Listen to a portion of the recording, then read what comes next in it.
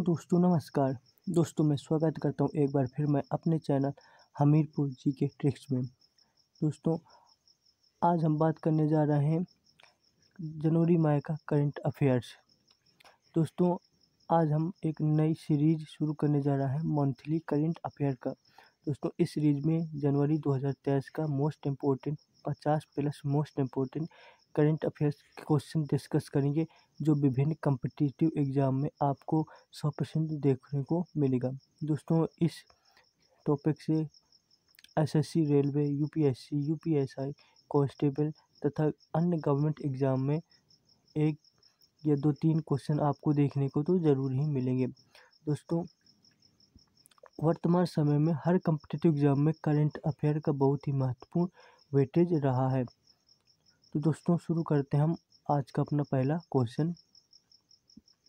NASA के नए मुख्य प्रौद्योगिकीविद के रूप में हाल ही में किसे नियुक्त किया गया है? इसका राइट आंसर हो जाएगा ऑप्शन नंबर बी, AC चरानिया। दोस्तों नासा के बारे में थोड़ा जान लेते हैं। नासा की स्थापना 29 जुलाई 1958 को हुई थी। नासा के वर्तमान अध्यक्ष विल नेल्सन हैं। नासा का मुख्यालय वाशिंगटन DC में स्थित है। नासा एक अमेरिकी स्पेस एजेंसी है। किस देश ने एबोला रोग के प्रकोप की समाप्ति की घोषणा हाल ही में की है? इसका राइट आंसर हो जाएगा ऑप्शन नंबर बी, युगांडा। विश्व स्वास्थ्य संगठन WHO द्वारा जारी एक बयान में बताया गया है कि युगांडा ने एबोला वायरस के कारण होने वाली एबोला बीमारी के प्रकोप के अंत की घोषणा की है। एबोला बीमारी मनुष्यों में एक दुर्लभ, गंभीर एवं घातक बीमारी है। एबोला वायरस पहली बार 1976 ईस्वी में कांगो में एबोला नदी के पास खोजा गया था। एबोला नदी के नाम के कारण ही इस बीमारी का नाम एबोला रखा गया। एबोला वायरस जंगली जानवरों से मनुष्यों में फैलता है। अगला क्वेश्चन है हमारा, फिल्म RRR के किस गाने को गोल्डन ग्लोब अवार्ड 2023 से सम्मानित किया गया है? इसका राइट आंसर हो जाएगा option number A, Naatu Naatu. दोस्तों जो नाटू नाटू सॉन्ग है ये गोल्डन ग्लोब अवार्ड पुरस्कार जीतने वाली पहली भारतीय सॉन्ग है। इस गाने को MM कीरावानी ने कंपोज किया है तथा काल भैरव और राहुल सिप्लीगंज ने इसे गाया है। राजा मौली द्वारा निर्देशित RRR राष्ट्रवाद और भाईचारे पर आधारित एक फिल्म है।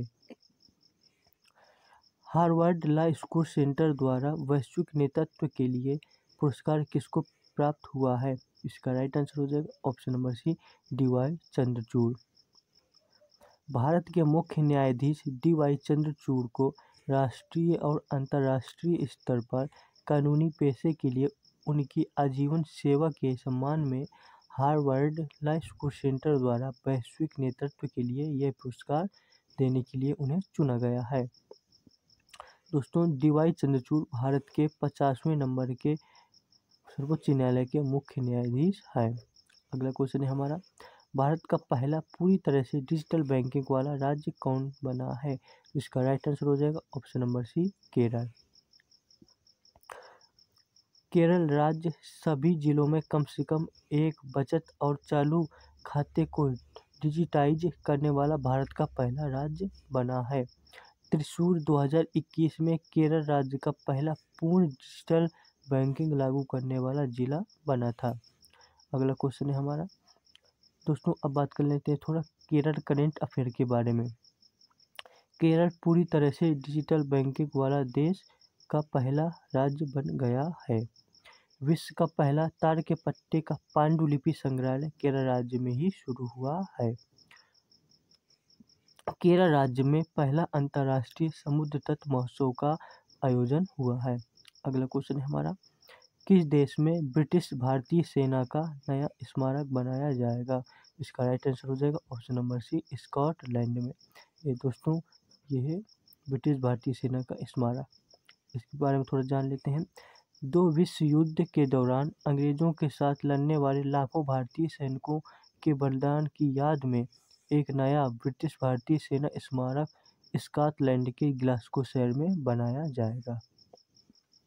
भारत ने किस देश में लिथियम और तांबे की खदानों की खोज की है? तो इसका राइट आंसर हो जाएगा ऑप्शन नंबर ए, अर्जेंटीना। दोस्तों, अर्जेंटीना जो है विश्व का 8वें नंबर का क्षेत्रफल की दृष्टि से सबसे बड़ा देश है। हाल ही में भारत ने दक्षिण अफ्रीका महाद्वीप के अर्जेंटीना देश में लिथियम और तांबे की खान की खोज की है। दोस्तों, बात करते हैं कि लिथियम का क्या उपयोग है। दोस्तों, जो लिथियम का उपयोग रिचार्जेबल बैटरियों में किया जाता है।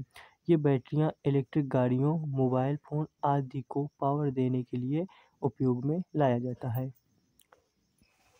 मणिपुर राज्य में किसने 120 फीट ऊंची एक पोलो खिलाड़ी की प्रतिमा का अनावरण किया है? तो इसका राइट आंसर हो जाएगा option number B, Amit Shah. Manipur को भारत में पोलो के जन्म स्थान के रूप में जाना जाता है। पोलो का आधुनिक खेल मणिपुर राज्य से ही लिया गया है। दोस्तों, जो हमारे अमित शाह हैं ये भारत के गृह मंत्री हैं तथा ये सहकारिता मंत्री भी हैं। किस देश ने मधुमक्खियों के लिए दुनिया के पहले टीके को मंजूरी प्रदान की है? इसका राइट आंसर हो जाएगा ऑप्शन नंबर बी, संयुक्त राज्य अमेरिका। अमेरिकी कृषि विभाग यूएसडीए ने मधुमक्खियों के लिए पहले टीके के उपयोग की मंजूरी दी है।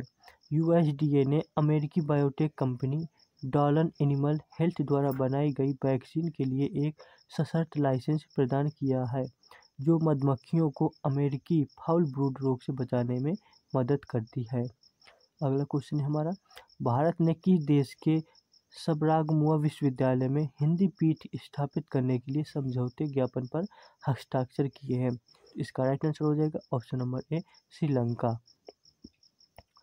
भारतीय उच्चायोग गोपाल वागले और सबरागमुआ विश्वविद्यालय के कुलपति प्रोफेसर उदय रत्नायके ने भारतीय सांस्कृतिक संबंध परिषद के माध्यम से सांस्कृतिक जुड़ाव के लिए हिंदी पीठ की स्थापना हेतु समझौते ज्ञापन पर हस्ताक्षर किए हैं। दोस्तों, इससे क्या होगा? इससे होगा कि हिंदी पीठ के माध्यम से छात्र भारत और उसके इतिहास तथा संस्कृति से अवगत होंगे।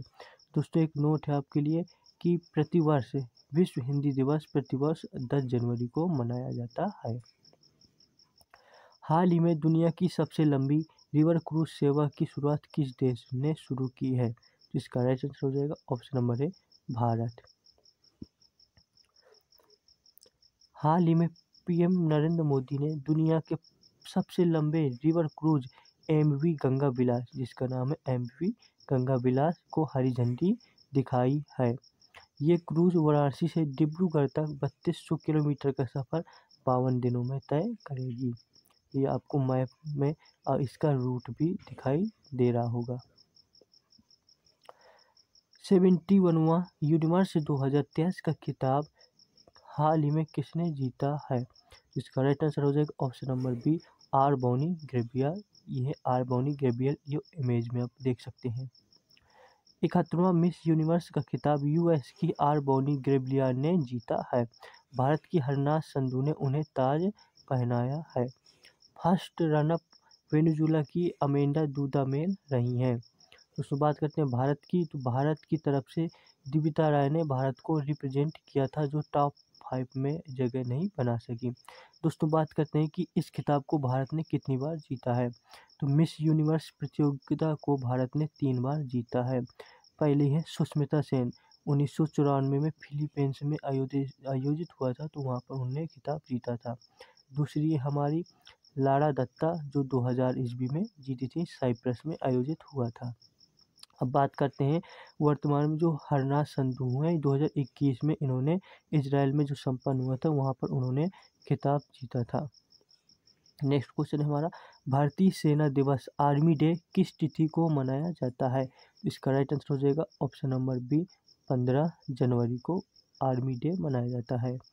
प्रतिवर्ष 15 जनवरी को सेना दिवस मनाया जाता है। भारतीय सेना दिवस फील्ड मार्शल के.एम. करियप्पा के सम्मान में मनाया जाता है, क्योंकि ये भारत के पहले भारतीय थल सेना के जनरल थे। दोस्तों, ये आपके लिए मोस्ट इम्पोर्टेंट लाइन है कि इस वर्ष सेना दिवस के अवसर पर परेड का जो आयोजन है वो पहली बार दिल्ली के बाहर बेंगलुरु में किया गया है। नेक्स्ट क्वेश्चन है हमारा, पहली पूरी तरह से डिजिटल पार्टी कौन सी पार्टी बन गई है? तो इसका राइट आंसर हो जाएगा ऑप्शन नंबर सी, भारतीय जनता पार्टी। इसका लोगो कमल का फूल। बात करते हैं इसके बारे में थोड़ा और कि भारतीय जनता पार्टी बीजेपी दुनिया की पहली पूरी तरह से डिजिटल पार्टी बन गई है, जिसमें राष्ट्रीय अध्यक्ष से लेकर बूथ स्तर तक के 3 करोड़ से अधिक पदाधिकारियों का डेटा संगठनात्मक रिपोर्टिंग और विश्लेषण एक सरल नामक ऐप के माध्यम से उपलब्ध कराया जा रहा है। दोस्तों बात करते हैं बीजेपी की, तो इसके जो स्थापना है 6 अप्रैल 1980 में की गई थी। इसके संस्थापक हैं अटल बिहारी वाजपेयी और लाल कृष्ण आडवाणी। इसका मुख्यालय है नई दिल्ली में। दोस्तों बात करते हैं इसके वर्तमान अध्यक्ष जो है जेपी नड्डा जी है। अगला क्वेश्चन हमारा, हाल ही में मुकर्रम जाय बहादुर का निधन हो गया है, वह कहाँ के अंतिम निजाम थे? इसका राइट आंसर हो जाएगा ऑप्शन नंबर सी, हैदराबाद के अंतिम निजाम थे। हैदराबाद के 8वें निजाम प्रिंस मुकर्रम जाय बहादुर का तुर्की की राजधानी इस्तांबुल में निधन हो गया है। उनकी अंतिम इच्छा थी कि अंतिम संस्कार हैदराबाद में किया जाए। उनका पार्थिव शरीर को चोमहल्ला पैलेस ले जाया जाएगा। ग्लोबल फायर पावर इंडेक्स में भारत की रैंक क्या है? इसका राइट आंसर हो जाएगा ऑप्शन नंबर सी, चौथी रैंक की भारत की ग्लोबल फायर पावर इंडेक्स में। दोस्तों इंडियन आर्मी, इंडियन नेवी और इंडियन आर्मी, ये है वायुसेना, जल सेना और थल सेना। दोस्तों बात करते हैं कि ग्लोबल फायर पावर इंडेक्स में पहले स्थान पर कौन सा देश है? दोस्तों ग्लोबल फायर पावर इंडेक्स में पहले स्थान पर अमेरिका है, दूसरे स्थान पर रूस है, तीसरे स्थान पर चीन है और चौथे स्थान पर हमारा प्यारा भारत है। बात करते हैं 5वें स्थान पर, तो 5वें स्थान पर यूके, यूनाइटेड किंगडम है। दोस्तों अगर बात करें कि सबसे लास्ट आखिरी पायदान पर कौन सा देश है, तो आखिरी पायदान पर है भूटान देश, 145वें स्थान पर है। किस विदेशी परियोजना पर तैनात होने वाली पहली भारतीय महिला अधिकारी कौन बनी है? तो इसका राइट आंसर हो जाएगा option number B, captain Surbhi Jakhmola. भारतीय सेना की कैप्टन सुरभि जखमोला किसी विदेशी परियोजना पर तैनात होने वाली सीमा सड़क संगठन BRO, जिसका फुल फॉर्म होता है बॉर्डर रोड ऑर्गेनाइजेशन, की पहली महिला अधिकारी बन गई है। दोस्तों उन्हें भूटान में प्रोजेक्ट दंतक के तहत BRO द्वारा तैनात किया गया है। अगला क्वेश्चन है हमारा, भारत की पहली महिला पायलट कौन है जिनको विदेश में युद्ध अभ्यास के लिए चुना गया है? इसका राइट आंसर हो जाएगा option number B, Avani Chaturvedi. Shanghai सहयोग संगठन SCO फिल्म महोत्सव में कौन सी फिल्म दिखाई जाएगी? इसका राइट आंसर हो जाएगा option number C, Tulsidas junior Shanghai सहयोग संगठन में दिखाई जाएगी। किस देश की जनसंख्या 60 वर्षों में पहली बार कम हुई है? तो इसका राइट आंसर हो जाएगा ऑप्शन नंबर बी, चाइना की जनसंख्या 60 वर्षों में पहली बार कम हुई है। चीन में प्रति 1000 व्यक्तियों पर 677 जन्म की राष्ट्रीय जन्म दर के साथ जनसंख्या में 60 वर्षों में पहली बार कमी हुई है। चीन में मरने वालों की संख्या जन्म लेने वाले बच्चों की संख्या से ज़्यादा है, अर्थात कह सकते हैं कि इनकी चीन में जो मृत्यु दर है जन्म दर से अधिक है। इसके बारे में थोड़ा और जान लेते हैं कि जो चीन की राजधानी है वो बीजिंग है, राष्ट्रपति शी जिनपिंग है, राष्ट्रीय खेल है टेबल टेनिस और इसकी मुद्रा चीनी युआन है। स्काई हॉक नाम का भारत का पहला 5G सक्षम ड्रोन किसने विकसित किया है? तो इसका राइट आंसर हो जाएगा option number C, IG drone ने। ये दोस्तों इमेज में देख सकते हैं, ये भारत का पहला 5G सक्षम ड्रोन जिसे स्काई हॉक नाम दिया गया है। अगला क्वेश्चन हमारा, किस राज्य ने ऑनलाइन गेमिंग के लिए भारत का पहला उत्कृष्टता केंद्र स्थापित करने की घोषणा की है? इसका राइट आंसर हो जाएगा ऑप्शन नंबर डी, मेघालय राज्य ने। हाल ही में किसने अपनी आत्मकथा ओरनवेश नन्थिनते कथा के लिए पहला फेडरल बैंक रेडी अवार्ड 2022 जीता है? इसका राइट आंसर हो जाएगा ऑप्शन नंबर ए के वेणु। लेखक के वेणु ने अपनी आत्मकथा औरनवेश नंथिनते कथा के लिए पहला फेडरल बैंक लिटरेरी अवार्ड 2022 जीता है। यह फेडरल बैंक के द्वारा गठित पहला साहित्यिक पुरस्कार है। इसका मुख्यालय अल्वा केरल में है।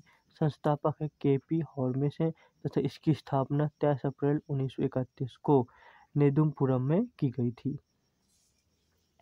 हाल ही में पूरी तरह से ई गवर्नेंस मोड में शिफ्ट होने वाला पहला केंद्र शासित प्रदेश कौन बना है? तो इसका राइट आंसर हो जाएगा option number C Jammu Kashmir. आप देख सकते हैं ये जम्मू कश्मीर का मैप। डिजिटल तरीके को पूरी तरह से अपनाने वाला भारत का पहला केंद्र शासित प्रदेश जम्मू कश्मीर बन गया है। जम्मू कश्मीर में सभी सरकारी और प्रशासनिक सेवाएं वर्तमान समय में डिजिटल रूप से प्रदान की जाती हैं। दोस्तों और इसके बारे में थोड़ा जान लेते हैं कि जम्मू कश्मीर की राजधानी क्या है।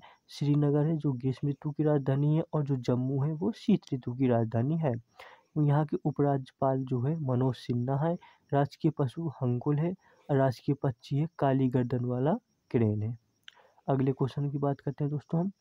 गोल्डन पिकॉक अवार्ड 2022 से किसे सम्मानित किया गया है? इसका राइट आंसर हो जाएगा option number A Jindal steel and power limited को गोल्डन पिकॉक अवार्ड 2022 से सम्मानित किया गया है। इस्पात निर्माता company Jindal steel and power limited को इस्पात क्षेत्र में कॉर्पोरेट सामाजिक उत्तरदायित्व गतिविधियों में उत्कृष्टता के लिए प्रतिष्ठित गोल्डन पिकॉक अवार्ड 2022 से सम्मानित किया गया है। प्रतिष्ठित गोल्डन पिकॉक अवार्ड को कॉर्पोरेट गवर्नेंस और सस्टेनेबिलिटी के क्षेत्र में योगदान के लिए दिया जाता है। यह पुरस्कार पर्यावरण फाउंडेशन के द्वारा 1998 से प्रदान किया जाता है। दोस्तों बात करते हैं कि 2021 में इस पुरस्कार को किसने जीता था? तो 2021 में गोल्डन पिकॉक अवार्ड को सैल ने जीता था। इसका फुल फॉर्म होता है steel authority of India limited. किस वर्ष तक पूरे देश में डॉपलर मौसम रडार नेटवर्क से कवर किया जाएगा? तो इसका राइट आंसर हो जाएगा ऑप्शन नंबर बी 2025 तक। केंद्रीय मंत्री डॉक्टर जितेंद्र सिंह के अनुसार संपूर्ण देश को 2025 तक डॉपलर मौसम रडार नेटवर्क से कवर किया जाएगा। भारत में पहला डॉपलर मौसम रडार चेन्नई में 2005 में लगाया गया था।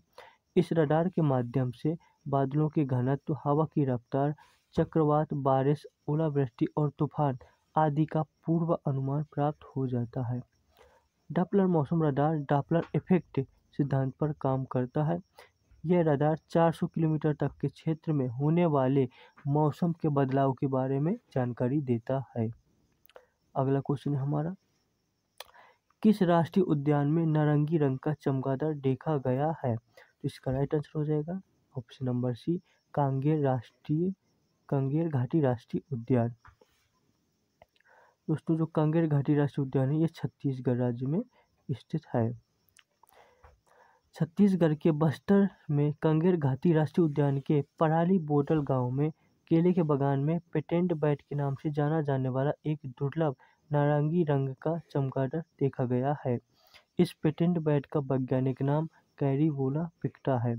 इस प्रजाति को वैश्विक स्तर पर विलुप्त प्राय श्रेणी में रखा गया है। यह प्रजाति आमतौर पर बांग्लादेश, ब्रुनेई, म्यांमार, कंबोडिया, चीन, Malaysia, Sri Lanka, Indonesia, Nepal, Vietnam और थाईलैंड देश में पाई जाती है।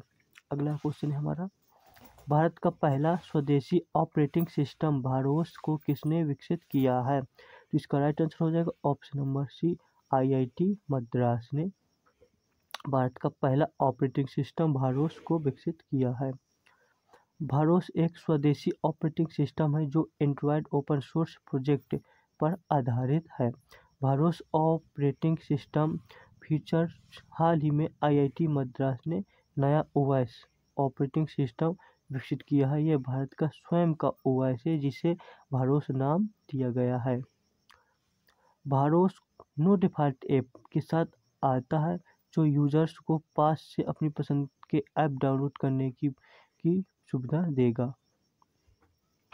भारत का सबसे गहरा मेट्रो स्टेशन कहाँ पर बनाया जाएगा? इसका राइट आंसर हो जाएगा ऑप्शन नंबर डी, पुणे में भारत का सबसे गहरा मेट्रो स्टेशन बनाया जाएगा। महाराष्ट्र के पुणे शहर में मेट्रो रेल का civil court interchange metro station Bharat का सबसे गहरा मेट्रो स्टेशन होगा। इस मेट्रो स्टेशन की गहराई 33.1 मीटर होगी। अगर फीट में से कन्वर्ट करें तो 108.59 फीट होगी। 30 जनवरी को संस्थागत श्रेणी में किसे सुभाष चंद्र बोस आपदा प्रबंधन पुरस्कार 2023 प्रदान किया गया था। तो इसका राइट आंसर हो जाएगा ऑप्शन नंबर डी, OSDMA और ILFS। 23 जनवरी को सुभाष चंद्र की जयंती मनाते हैं, इसे पराक्रम दिवस के रूप में भी सुभाष चंद्र बोस जी की जयंती भी मनाते हैं पराक्रम दिवस के रूप में। 23 जनवरी को नेताजी सुभाष चंद्र बोस की जयंती पर उड़ीसा राज्य आपदा प्रबंधन प्राधिकरण जिसे OSDMA और Lunglei fire station ILFS Mizoram को संस्थागत श्रेणी में वर्ष 2023 के लिए आपदा प्रबंधन में उत्कृष्ट कार्य करने के लिए सुभाष चंद्र बोस आपदा प्रबंधन पुरस्कार 2023 से सम्मानित किया गया है। OSDMA की स्थापना 1999 में ओडिशा में आई भीषण चक्रवात त्रैसदी के बाद की गई थी। अगला क्वेश्चन है हमारा, किस राज्य या केंद्र शासित प्रदेश में ULPIN को लॉन्च किया गया है। इसका राइट आंसर हो जाएगा ऑप्शन नंबर सी, लद्दाख में। ULPIN नंबर का मतलब होता है unique land parcel identification number. इसका मतलब जमीन का आधार कार्ड भी इसे कहते हैं। लद्दाख के उपराज्यपाल RK माथुर ने केंद्र शासित प्रदेश लद्दाख में विशिष्ट भूमि पार्सल पहचान संख्या जिसे unique land parcel identification number का शुभारंभ किया है। 14 अंकों का ULPIN नंबर भूमि अभिलेखों के डिजिटीकरण में मददगार साबित होगा। 2023 में कितने बच्चों को प्रधानमंत्री राष्ट्रीय बाल पुरस्कार प्रदान किए गए हैं। तो इसका राइट आंसर हो जाएगा ऑप्शन नंबर बी, 11 बच्चों को प्रधानमंत्री राष्ट्रीय बाल पुरस्कार प्रदान किए गए हैं। प्रधानमंत्री राष्ट्रीय बाल पुरस्कार बच्चों को 6 श्रेणियों में उनकी उपलब्धियों के लिए दिए जाते हैं और ये 6 श्रेणी इस प्रकार हैं: कला और संस्कृति, बहादुरी, शैक्षिक, खेल, नवाचार और सामाजिक सेवा, जो राष्ट्रीय मान्यता के योग्य हैं। इन क्षेत्रों में यह पुरस्कार दिया जाता है। प्रत्येक पुरस्कार विजेता को एक पदक, 1 लाख रुपए का नगद पुरस्कार, एक प्रमाण पत्र और एक प्रशस्ति पत्र प्रदान किया जाता है। अंडमान निकोबार द्वीप समूह के 21 द्वीपों का नाम बदलकर किसके नाम पर किया जाएगा। तो इसका राइट आंसर हो जाएगा ऑप्शन नंबर डी, परमवीर चक्र विजेताओं के नाम पर रखा जाएगा। किस राज्य के अस्कप पुलिस थाना को 2022 का सर्वश्रेष्ठ थाना चुना गया है। इसका राइट आंसर हो जाएगा option number B, Orissa. Orissa राज्य के अस्कप पुलिस थाना को 2022 का सर्वश्रेष्ठ थाना चुना गया है। अगला क्वेश्चन हमारा, असम के किस स्थल को सरकार ने विश्व विरासत स्थल में नामित करने का निर्णय लिया है।